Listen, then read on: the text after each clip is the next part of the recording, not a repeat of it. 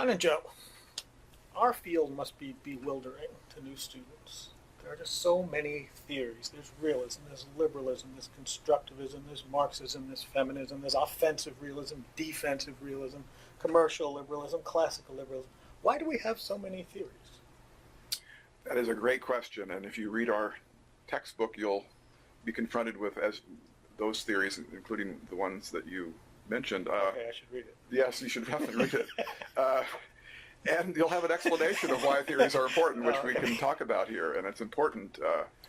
I guess the first observation you want to make is that the field of international relations is a field that studies the way the world works. And it's a very complicated world with lots of things in motion, lots of people, lots of places, lots of history, lots of behaviors. And so a theory that could explain everything would be a theory that probably would explain nothing. What theories do are simplify reality and draw forward from all the bewildering detail things that you think or the theory thinks are important. So in this sense, it's the simplification of the world to allow you to identify things that perhaps matter more than other things that are in the background. So think of theories as glasses that you put them on and you see the world and you see certain things, but you don't see other things. And it seems to me that that is a way of thinking about these theories. They're spectacles that you put on that illuminate particular parts of the world. And so that, in that sense, you need more than one theory, and it's good to have different theories that are not necessarily all saying the same thing, because they are, in some sense, competing for your attention and competing for what would be the most plausible and important thing out there that you want to explain.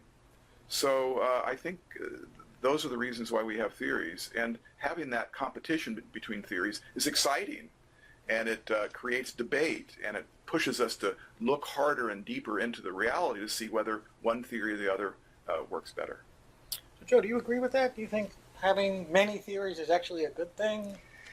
I think it reflects the fact that we do have many different theories reflects the fact that we have many different kinds of people who in the past 200 years have tried to think about international relations in terms of different causal factors, some focusing on the domestic political institutions of countries, democratic, authoritarian, their economic structures, the status and standing of women within countries, the situation of the country relative to other countries. And I agree with you on one point, Mike. It's very easy for students to feel like they are being lost in a cacophony, a big maelstrom of different arguments and theories. And one of the benefits, I think, of our book is that we have rigorously employed the levels of analysis schema as an organizing device for thinking about and categorizing different theories. Some theories, some arguments focus on factors or causal factors that operate at the individual level of analysis. Some focus on the domestic, political, social, economic, and cultural institutions of countries. And some arguments focus in terms of causes of war and peace, conditions for cooperation and conflict between countries, focus on interstate structural conditions, relative power. And this levels of analysis schema, which was developed in the 1950s by a couple of scholars, I think really advanced the ball in terms of organizing our thinking about different factors. Now, having done that, then we can have productive debate, productive conversation. And we can, for example, if someone says, I'm going to focus on the domestic level of analysis, an argument, a theory about war and peace that focuses on domestic structures, but all of a sudden they're talking about the personalities of the leaders involved, well, then that can be sort of a point of conversation, maybe even disagreement with that scholar, and saying, gee, you told us it was going to be a domestic structural argument, but you're really pitching the argument in a different way at the level of individuals. So why this switch without telling us? So I think it's good to have different theories. Different arguments are useful because there's something as big as war and peace is likely to be due to many different factors. But having in order not to be overwhelmed by these different theories, it's important to have some sort of organizational device. And I think the levels of analysis schema is a very powerful device that has emerged in the last 50 years to help us come to grips with and to keep track of these different theories. I like that. I had a graduate school professor who said that political scientists have to be careful not to continually sharpen the tools and to actually cut down some trees. I know that's not environmentally correct today, but I think the point is really important, which is we shouldn't get stuck on theory for theory's sake, especially at the undergraduate level. I think what's important for students is to recognize that theories and the levels of analysis are instruments or tools, but what we're really trying to do is answer some really big questions in this field. And I think one reason we've organized this book the way we have around questions more than theories is to emphasize to students that there are big unresolved issues out there, and a lot of people have thought about these very hard for a very long time, and they have very different kinds of answers. They wear different kinds of glasses, and that's the first thing you have to understand before you can take a crack at answering those kinds of questions yourselves. Let me ask you a second question here. Are these theories all that different? I mean, sometimes when I read liberals or realists or liberals or constructivists, they kind of look like they're saying similar things to me. How big are the differences between these theories? And how does what's a student to make of these theories? Is this the tyranny of small differences, or are there big fundamental differences in theory? I think there are big differences. You think of Marxism, which really makes an argument about how the position of actors in a mode of production in the capitalist system in the modern era has an impact on that actor's group interests and actions in politics. That's a very different argument than a constructivist argument, which says that it's really the ideas that are constructed by individuals, perhaps across classes, or even across countries, that matter. Those are huge differences, it seems to me, that are almost too big in some sense. It is true that there are in the typical debates between liberals and realists, there are often a kind of convergence on basic facts that actors have interests and act on those interests and succeed to the extent they have power. There is a kind of convergence, I think, in that regard. But the broader set of theories, which include feminism as well, I think are different.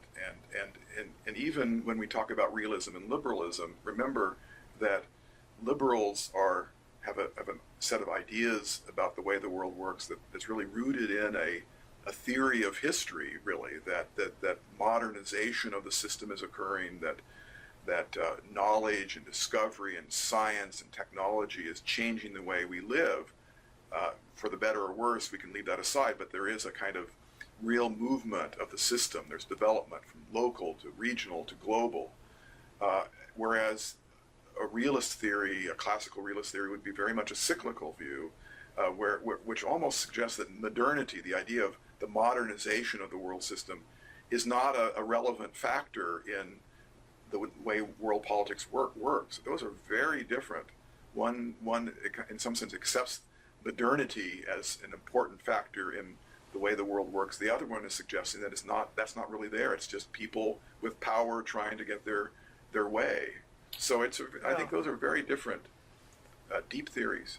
And in some ways, you're putting your finger on something else, which is a theory is not simply something that predicts something, but it's a way of thinking about the world. And I think that's important, too. In international politics, our theories are embedded in paradigms or theoretical frameworks, which are kind of ways of thinking, ways of seeing the world.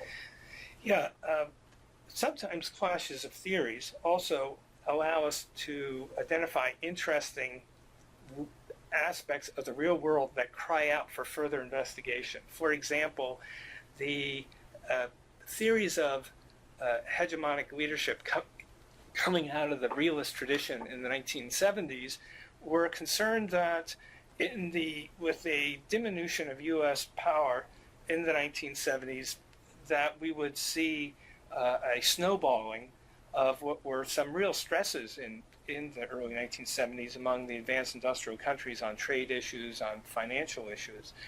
The problem was that the world economy, and indeed there was something of a prediction that we might be at that time, that we might be at the beginning of a decline of the openness of the world economy, similar to what we saw in the 1930s. Things didn't get as bad in the 1970s and 80s as they did in the 1930s, as we might have thought from certain kinds of realist international theory. Well, that raised an interesting question. What else was out there, in addition to state power, that mitigated the perhaps conflict-producing properties of what turned out to be a temporary diminution of U.S. power? And that raised all kinds of interesting opportunities for constructivist theories to argue that there still were important intersubjective or inter-elite agreements among state leaders in the advanced industrial countries that a relatively open world economy was a good idea. There were also opportunities to argue that the role of multinational enterprises as serving as engines for openness in the face of protectionist pressures, and the role of domestic politics. So that was a very fruitful time and fruitful opportunity to talk about the real world. So too today, I think some of the arguments about the belief that there is a automatic movement to democracy as a function, or a near automatic, or a highly probable movement to democracy as a function of economic development and thus peacefulness on the part of states. Well, that now is being also, I think, the fact that China is not democratizing very much and does not seem to be maintaining a particularly cooperative or peaceful orientation in Southeast and East Asia, well, that's going to raise some interesting theory questions.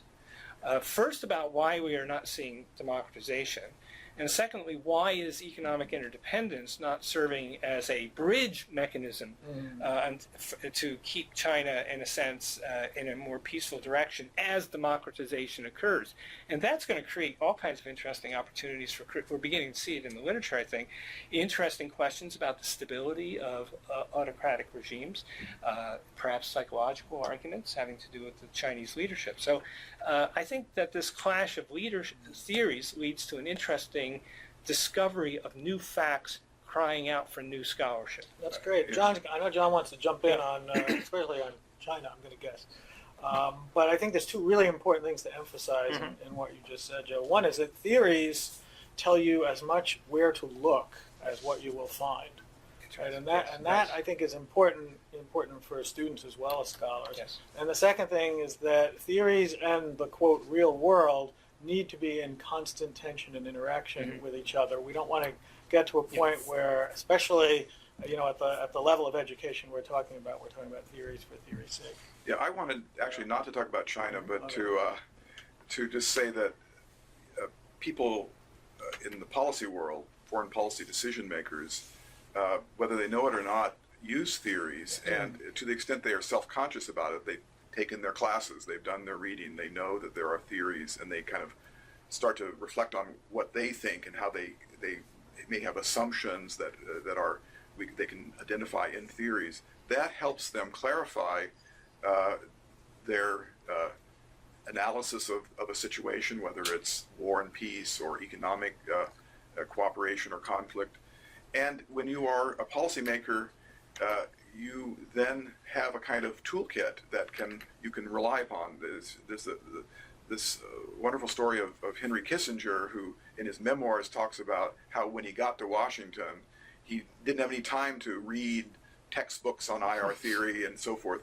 So he really did rely on the accumulation of knowledge about the way the world works and the theoretical traditions that inform our understanding of the world, and that provided the capital he could draw upon, the intellectual capital, if you will, when he was in Washington making policy. So it's a way of providing tools and framing understandings of the world that can make it easier for you to identify what the critical questions are and reflect on whether you are bringing baggage and biases to your judgments and the assumptions that lie behind your judgments. If I could just add to that, we as citizens and students might wish to sort of consider that when they want to evaluate what policymakers are doing, one way, given that I think you're exactly right, that many policymakers do have these images in their heads, they do have these theories in their heads, they do have these levels of analyses in their head.